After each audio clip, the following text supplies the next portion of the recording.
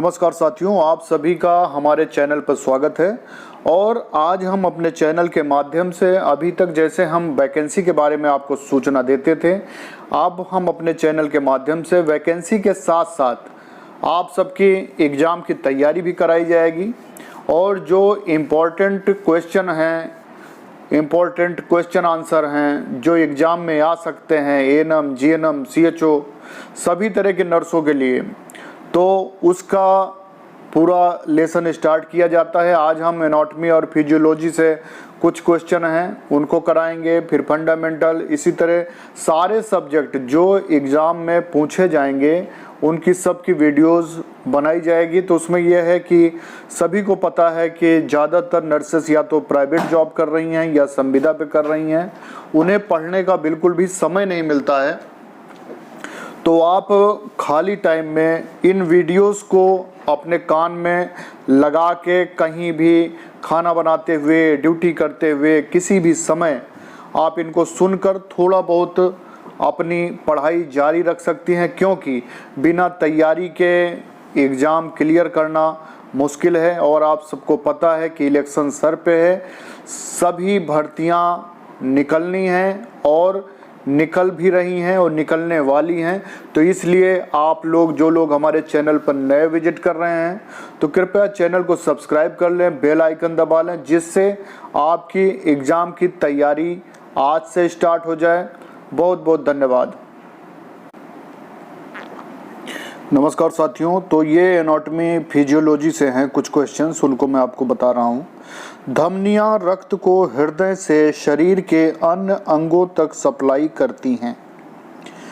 Number 2, pulmonary artery एकमात्र धमनी है जिसमें डीऑक्सीजनेटेड रक्त बहता है। ब्रेन स्कल के अंदर स्थित होता है। नेक्स्ट, रक्त वाहिनियाँ जो कि आर्टरीज एवं वेन्स को जोड़ती हैं कैपिलरीज कहलाती हैं। संवेदी तंत्रिकाओं को एफेरेंट नर्व्स भी कहते हैं। ये इम्पल्सेस को संवेदी अंगों से ब्रेन तक लेकर जाती हैं। मोटर नर्व्स को एफेरेंट नर्व्स भी कहते हैं। ये इम्पल्सेस को ब्रेन से संवेदी अंगों तक ले जाती हैं। कोशिकाएं शरीर की सबसे छोटी संरचनात्मक एवं कार्यात्मक इकाई होती है। कोशिकाओं का समूह ऊतक यानी टिश्यू कहलाता है। कई ऊतक मिलकर अंग एवं कई अंग मिलकर तंत्र का निर्माण करते हैं। शरीर के कुल वजन का 22% एक्स्ट्रा सेलुलर फ्लूइड एवं लगभग 38% इंट्रा सेलुलर फ्लूइड होता है। जल का अपनी अधिक सांद्रता से कम सांद्रता की ओर गमन परासरण यानी ऑस्मोसिस कहलाता है। एक 60 kg वजन वाले वयस्क में पानी की कुल मात्रा लगभग 36 लीटर होती है। रासायनिक पदार्थों का अपनी अधिक सांद्रता से कम सांद्रता की ओर जाना डिफ्यूजन यानी कि विसरण कहलाता है। प्लाज्मा में CO2 यानी कार्बन डाइऑक्साइड का सर्वाधिक परिवहन लगभग 70% बाइकार्बोनेट आयन के रूप में होता है। सेरेब्रोस्पाइनल द्रव यानी कि CSF का श्रवण कोरोइड प्लेक्सस के द्वारा होता है। डूरा मेटर सबसे बाहरी मेनेंजिस है, जबकि पाया मेटर सबसे आंतरिक। लंग एल्वियोली ब्लड एवं टिश्यू के बीच गैसों का आदान प्रदान डिफ्यूजन यानी कि विसरण के द्वारा होता है। लंग एल्वियोलाई एवं ब्लड कैपिलरीज के बीच गैसों का आदान प्रदान बाह्य यानी एक्सटर्नल श्वसन कहलाता है, जबकि ब्लड एवं बॉडी टिश्यू के बीच गैसों का आदान प्रदान इंटरनल श्वसन कहलाता है। बड़ी आंत की लंबाई लगभग 1.5 यानी कि 1.5 मीटर होती है। ब्लड एवं CSF एक्स्ट्रा सेलुलर द्रव के उदाहरण हैं। हिपेरिन एक एंटीकोगुलेंट है। केंद्रक के अलावा कोशिका के अन्य सभी कंटेंट मिलाकर साइटोप्लाज्म कहलाते हैं। लाल रुधिर कणिकाओं आरबीसी में केंद्रक नहीं पाया जाता है। केंद्रक यानी कि न्यूक्लियस सबसे बड़ा कोशिकांग होता है। एक कोशिका की प्लाज्मा मेम्ब्रेन में फास्फोलिपिड की 2 परतें पाई जाती हैं। फास्फोलिपिड परत का हेड वाला हिस्सा हाइड्रोफिलिक यानी कि जल स्नेही और पूंछ वाला हिस्सा हाइड्रोफोबिक होता है। चलते हैं आगे। तो क्या है? सेल मेम्ब्रेन यानी कि कोशिका कला की एक पतली झिल्ली है। सेल मेम्ब्रेन यानी कोशिका कला एक पतली झिल्ली है जो कोशिका की सबसे बाहरी परत बनाती है। रफ एंडोप्लाज्मिक रेटिकुलम पर राइबोसोम के कण पंक्तियों में सटे रहते हैं। चिकनी यानी कि स्मूथ एंडोप्लाज्मिक रेटिकुलम में लिपिड्स एवं स्टीरॉयड हार्मोन्स का निर्माण होता है। माइटोकॉन्ड्रिया को कोशिका का पावर हाउस यानी कि शक्ति गृह कहा जाता है, क्योंकि ये कोशिका के भीतर पहुंचकर आए हुए भोजन का ऑक्सीकरण करके उसकी संग्रहित ऊर्जा को विमुक्त कर एटीपी में संग्रहित करते हैं। त्वचा शरीर का तापमान नियंत्रित करने में महत्वपूर्ण भूमिका अदा करती है। हथेलियों एवं तलवों पर एपिडर्मिस बहुत मोटी एवं सख्त तथा पलकों, होठों एवं हाथ पैरों की अंदरूनी सतहों पर बहुत पतली एवं कोमल होती है। त्वचा की एपिडर्मिस परत में कोई भी नर्व एंडिंग्स एवं रक्त वाहिनियां नहीं पाई जाती हैं। एपिडर्मिस में बाहर से अंदर की ओर 4 परतें पाई जाती हैं जो क्रमशः हैं stratum corneum, stratum lucidum, stratum granulosum, stratum germinative. मानव शरीर में हड्डियों की कुल संख्या 206 होती है।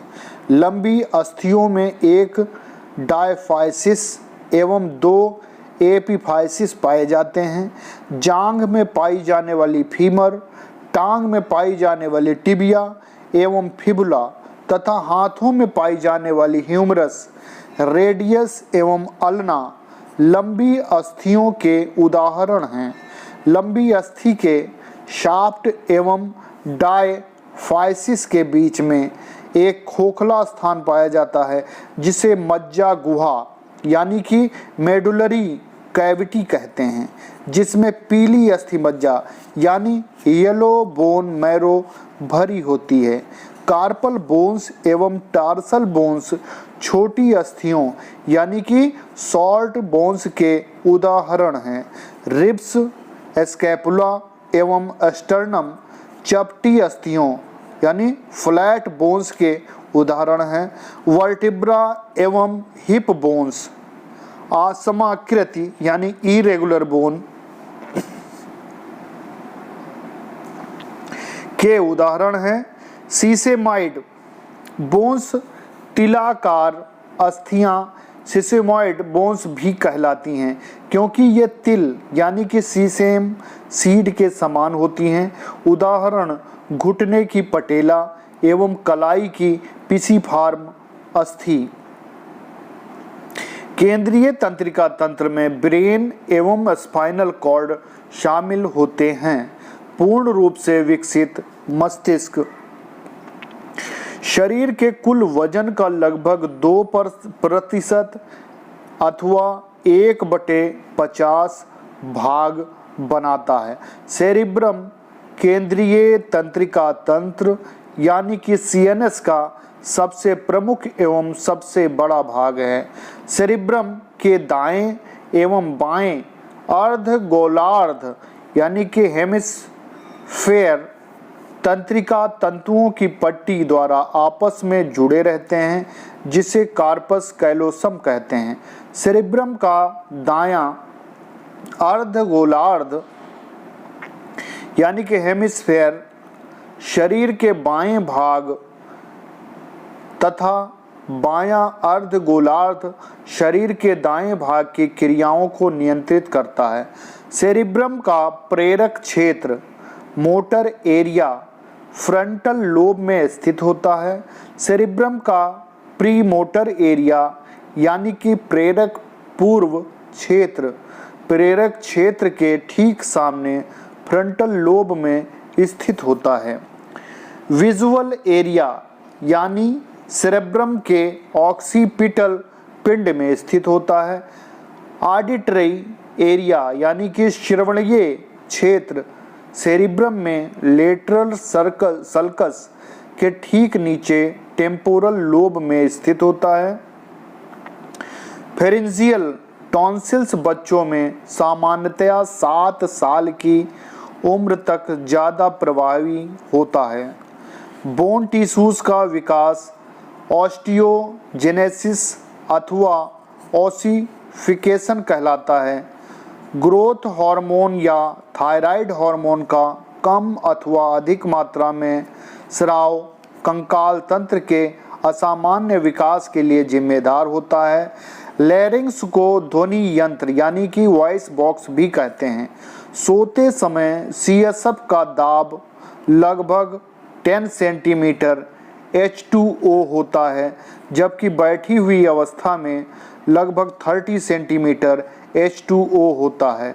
हिस्टामिन के कार्य हैं वेसोडाइलेटेशन, रक्त वाहिनियों को पारगम्यता बढ़ाना एवं स्मूथ मसल्स का संकुचन। आमाशय एवं आंत पेरिटोनियम के द्वारा लगभग पूरी तरह घिरे रहते हैं। तो पेरिटोनियम मानव शरीर की सबसे बड़ी सीरस मेम्ब्रेन होती है। लिम्फोसाइट यानी कि इम्यूनिटी रोग प्रतिरोधक क्षमता बढ़ाने में सहायक होती है। डाइजेस्टिव ट्रैक्ट यानी पाचन नली को एलिमेंट्री कैनल भी कहते हैं। डाइजेस्टिव ट्रैक्ट माउथ से लेकर एनस तक फैली होती है, जिसकी लंबाई लगभग 9 मीटर होती है। पाचन नली की भित्ति में भीतर से बाहर की ओर 4 परतें पाई जाती हैं, जो क्रमशः म्यूकोसा, सब म्यूकोसा, पेशीय परत, सिरोसा परत। पाचक नली यानी कि डाइजेस्टिव ट्रैक्ट का सतही क्षेत्रफल आमाशय में वलय तथा छोटी आंत में विली अंकुरक के कारण अत्यंत बढ़ जाता है। पाचक नली की पेशीय परत यानी कि मसल लेयर क्रमानुकुंचन पेरिस्टालसिस गति के द्वारा भोजन को आगे की ओर खिसकाती है। मुख गुहा की छत का ऊपरी अग्रभाग कठोर तालु यानी कि हार्ड पैलेट एवं पिछला भाग कोमल तालु यानी सॉफ्ट पैलेट का बना होता है। मुख गुहा की ऊपरी भाग के मध्य में एक मांसल भाग लटका रहता है, जिसे यूविला कहते हैं। सीएसएफ ब्रेन एवं स्पाइनल कॉर्ड को सहारा प्रदान करता है एवं इनकी सुरक्षा करता है। माइटोकॉन्ड्रिया कोशिका का सासेज के आकार का अंग होता है। रक्त के द्वारा ऑक्सीजन का अधिकांश भाग लगभग 98.5% यानी 98.5% ऑक्सी हीमोग्लोबिन के रूप में ले जाया जाता है। त्वचा शरीर का सबसे बड़ा अंग होता है। एपिडर्मिस त्वचा की सबसे बाहरी परत होती है, जो कि स्ट्रेटिफाइड केराटिनाइज्ड स्क्वैमस एपिथेलियम यानी स्तरित केराटिनाइज्ड शल की उपकला की बनी होती है। डर्मिस के अंदर पाई जाने वाली संरचनाएं हैं श्वेत ग्रंथियां, तेलीय ग्रंथियां, एरेक्टर पिलाई पेशियां आदि। जठर यानी कि गैस्ट्रिक रस में HCl प्रचुर मात्रा में पाया जाता है। इंटरफेरोन्स संक्रमित कोशिका में वायरस के रेप्लिकेशन को रोकते हैं। श्वसन केंद्र मेड्यूला ऑब्लोंगेटा में पाया जाता है। हृदय का दायां भाग लंग्स को रक्त सप्लाई करता है, जबकि बायां भाग शरीर के अन्य अंगों को। रक्त वाहिनियों में बाहर की तरफ से भीतर की तरफ 3 परतें पाई जाती हैं जो क्रमशः हैं ट्यूनिका एडवेंटिया, ट्यूनिका मीडिया एवं ट्यूनिका इंटीमा। ड्यूरामेटर एवं एरेक्नाइड मेटर के बीच सब ड्यूरल स्पेस तथा एरेक्नाइड मेटर एवं पायामेटर के बीच सब एरेक्नाइड स्पेस पाया जाता है। मानव शरीर में सेरेब्रोस्पाइनल द्रव लगातार 0.5 मिली प्रति मिनट की दर से स्रावित होता रहता है। मिलेनिन त्वचा के रंग के लिए जिम्मेदार होता है।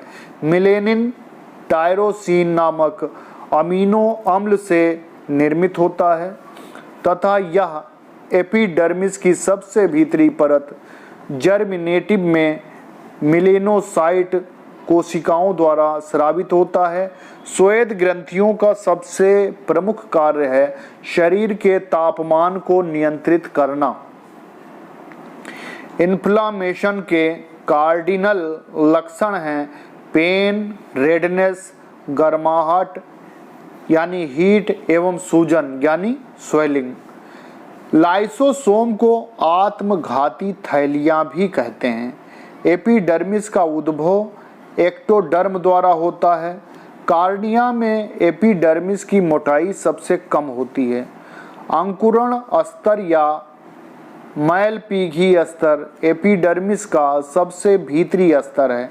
स्ट्रेटम कार्नियम या किड स्तर एपिडर्मिस का सबसे बाहरी स्तर होता है। एपिडर्मिस के कार्नियम स्तर में केराटिन बनने की प्रक्रिया केराटिनाइजेशन या श्रृंगी भवन कहलाती है। डर्मिस का उद्भव मीजोडर्म द्वारा होता है। त्वचा में सबसे अधिक संख्या में पीड़ाग्राही यानी कि पेन रिसेप्टर्स पाए जाते हैं। माइलेनिन के अधिक गहरा होने व माइलेनिन की अधिकता के कारण कई देशों के व्यक्ति काले होते हैं। इनेमल शरीर का सबसे कठोर भाग है जो कैल्शियम कार्बोनेट व कैल्शियम सल्फेट द्वारा निर्मित होता है। दांत का वह भाग जो मसूड़ों से बाहर निकला हुआ रहता है दंत शिखर या क्राउन कहलाता है। इस पर इनेमल की कठोर व चमकीली सफेद परत पाई जाती है। न्यूमोटॉक्सिक एवं एपनोस्टिक सेंटर पोन्स में पाए जाते हैं। सेरेब्लम यानी कि अनुमस्तिष्क शरीर के संतुलन एवं गतियों का नियमन केंद्र है।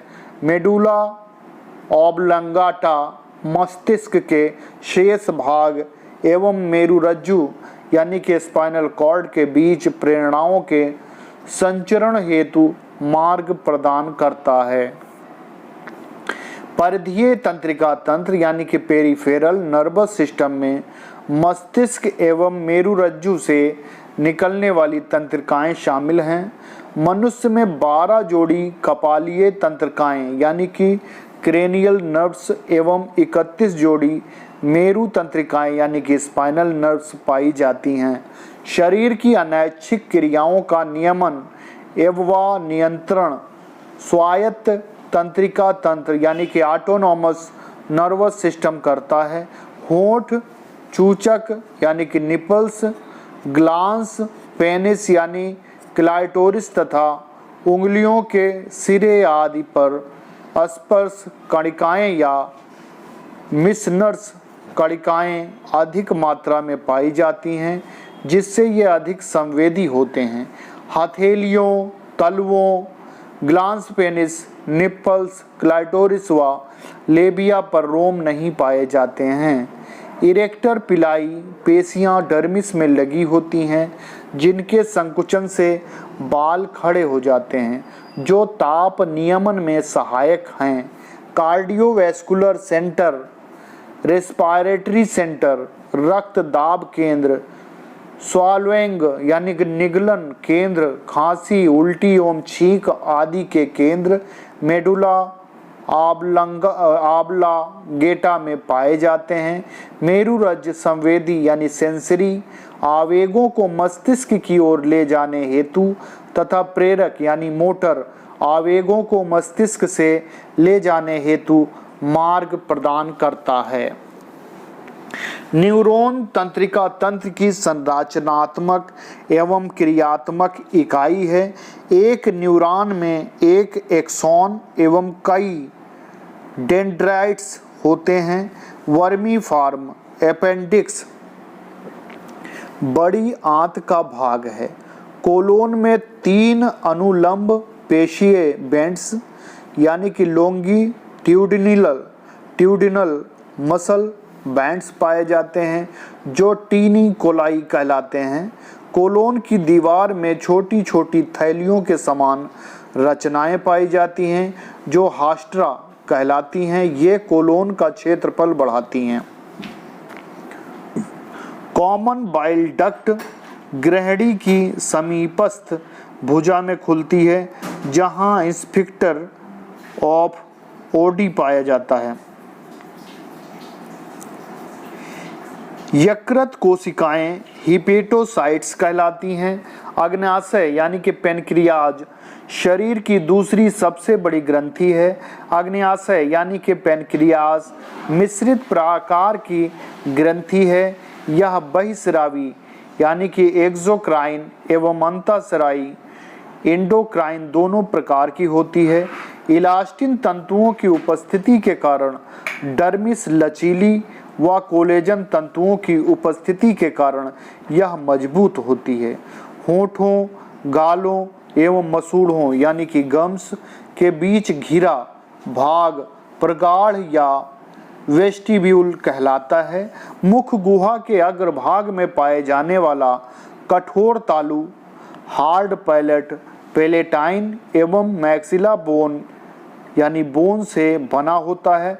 कठोर तालु यानी हार्ड पैलेट पर इंसाइजर्स के पीछे एक जोड़ी नेजोपेलेटाइन वाहिनियां पाई जाती हैं, जिनमें जैकबसन अंग पाए जाते हैं, जो घ्राण संवेदी होते हैं।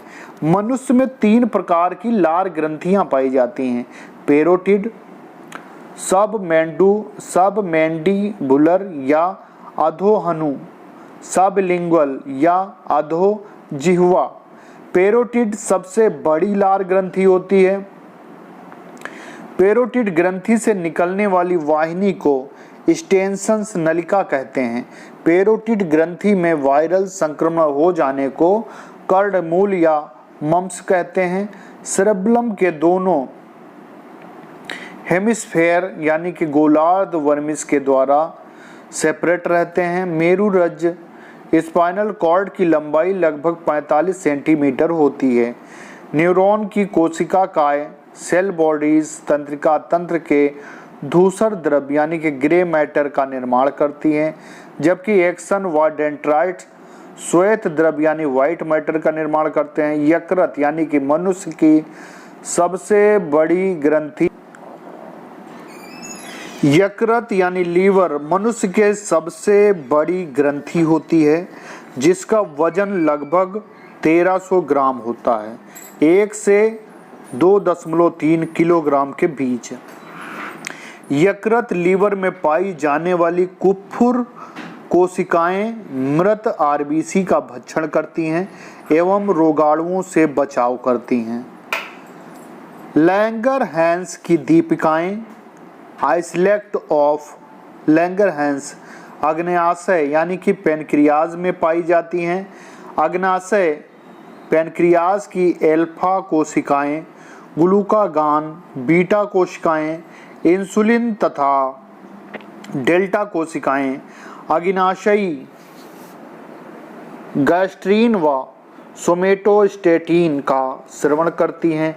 तेल ग्रंथियों या सीबेसियस ग्रंथियों के स्रावण को सीबम कहते हैं, जो त्वचा को जलरोधी व तापरोधी बनाती हैं।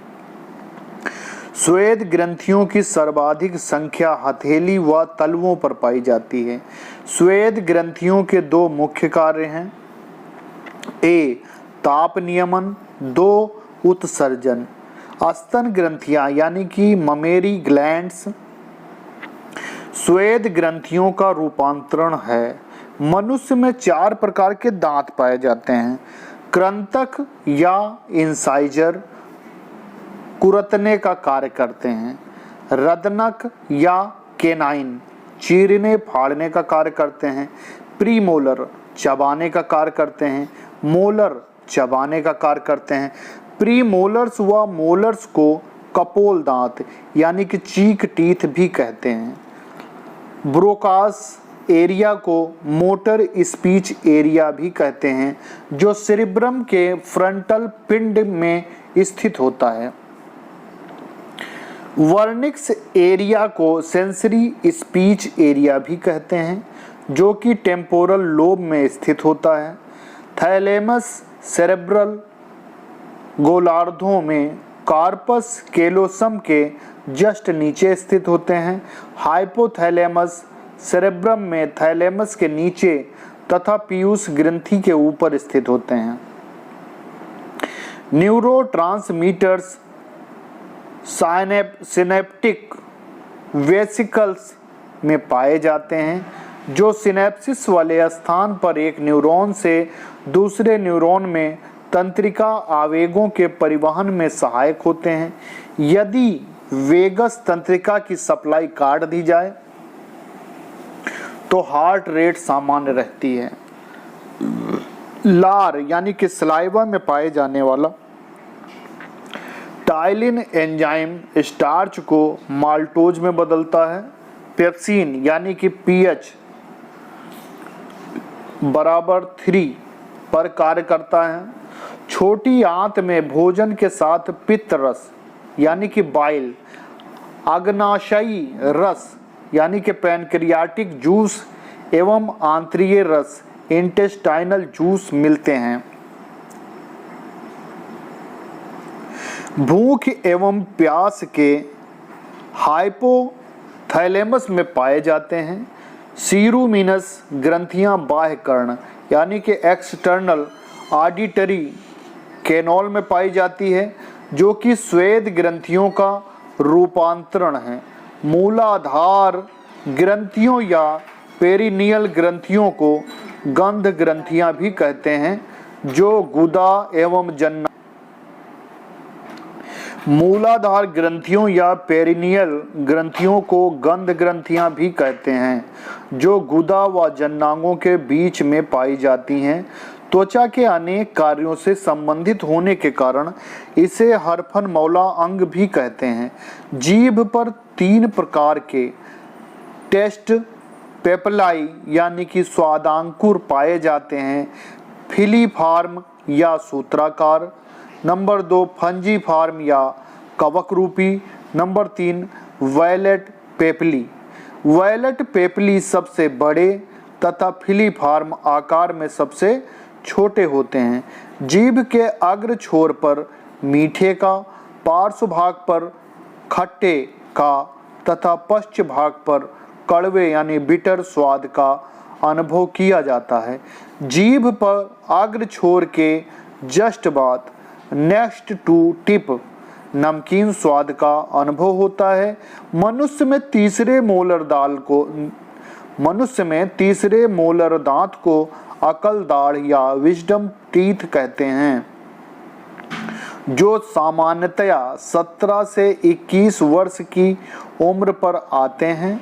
लार में टाइलिन व लाइसोजाइम नामक प्रमुख एंजाइम पाए जाते हैं, भोजन को निगलते समय एपिग्लॉटिस घाटी द्वारा को भोजन को निगलते समय एपिग्लॉटिस घाटी द्वार को बंद कर देता है, जिससे भोजन के कण श्वास नली यानी ट्रकिया में नहीं पहुंच पाते। एपिग्लॉटिस को ट्रैफिक पुलिसमैन भी कहते हैं।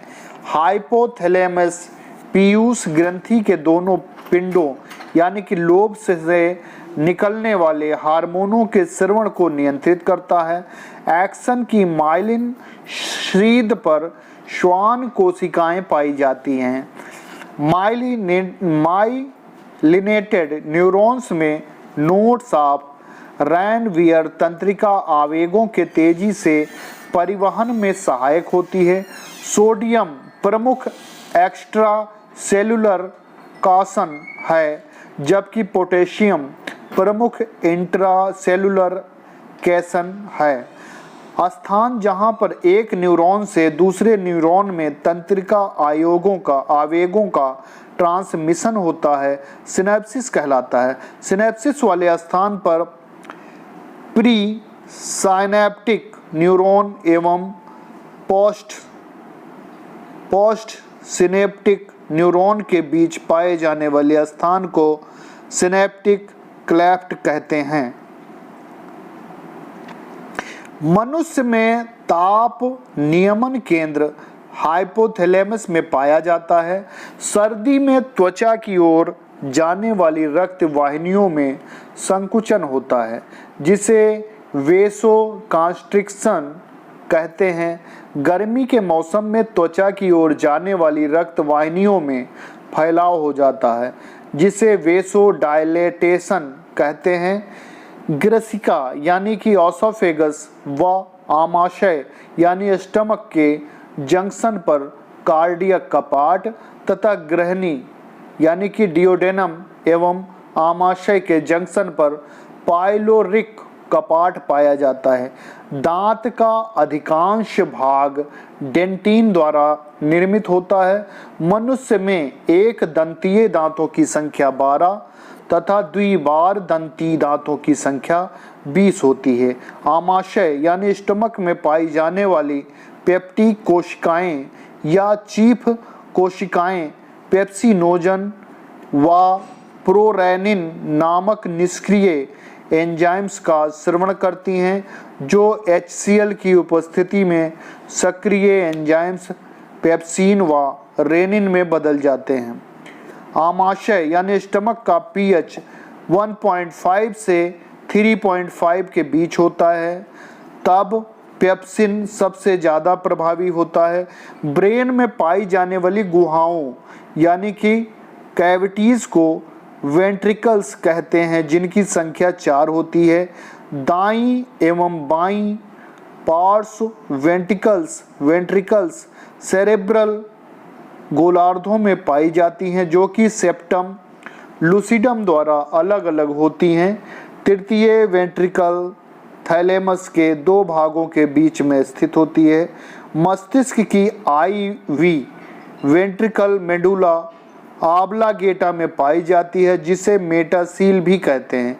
CSF का स्रवण ब्रेन की प्रत्येक वेंट्रिकल में कोरोइड प्लेक्सस यानी कि रक्तक जालक के द्वारा किया जाता है। सर्कुलस यानी कि आर्टीरियोसस ब्रेन को लगातार ऑक्सीजन एवं ग्लूकोज की सप्लाई करता है। ब्रेन कार्डियक आउटपुट का लगभग 15% ब्लड प्राप्त करता है। त्वचा में पाई जाने वाली सीबेसियस ग्रंथियों द्वारा प्रकाश की उपस्थिति में विटामिन डी का निर्माण होता है। मनुष्य मादाओं द्वारा स्रावित दूध में लैक्टोज की मात्रा सर्वाधिक पाई जाती है। श्वेत ग्रंथियों का सबसे महत्वपूर्ण कार्य है शरीर का ताप नियंत्रण करना। दांतों का अध्ययन ओडोंटोलॉजी कहलाता है। ग्रास नलिका यानी कि ओसोफेगस ग्रसनी यानी फेरिंग्स को आमाशय यानी स्टमक से जोड़ने का कार्य करती है। ग्रसिका ओसोफेगस में पाचन ग्रंथियां अनुपस्थित होती हैं। आमाशय आहार नाल का सबसे चौड़ा थैली नुमा भाग है जो डायफ्राम के नीचे बाईं ओर पाया जाता है।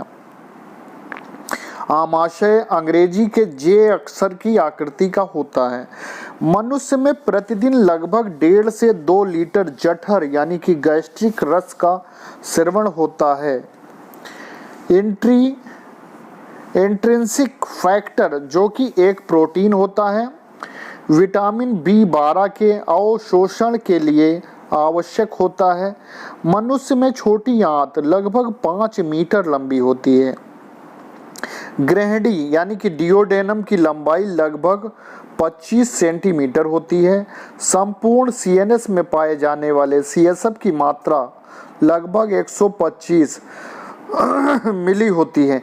यदि वेगस तंत्रिका द्वारा हृदय को प्रेरित किया जाता है तो हार्ट रेट घट जाता है। ब्रेन के लेटरल वेंट्रिकल्स इंटरवेंट्रिकुलर फोरामिना द्वारा तृतीय वेंट्रिकल से जुड़े रहते हैं। ब्रेन का तृतीय वेंट्रिकल सेरेब्रल एक्विडक्ट द्वारा चतुर्थ वेंट्रिकल से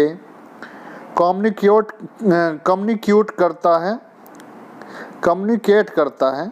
हाइपोथैलेमस स्वायत्त यानी ऑटोनोमस तंत्रिका तंत्र को कंट्रोल करता है। मिड ब्रेन, पोन्स एवं मेडुला ओब्लोंगाटा मिलकर ब्रेन स्टेम का निर्माण करते हैं। छोटी आंत के 3 भाग होते हैं, डियोडेनम यानी ग्रहणी, जिजुनम यानी जेजुनम एवं इलियम। ग्रहणी यानी कि डियोडेनम यू आकार की होती है जिसकी दोनों भुजाओं के बीच अग्नाशय यानी पेनक्रियास पाया जाता है।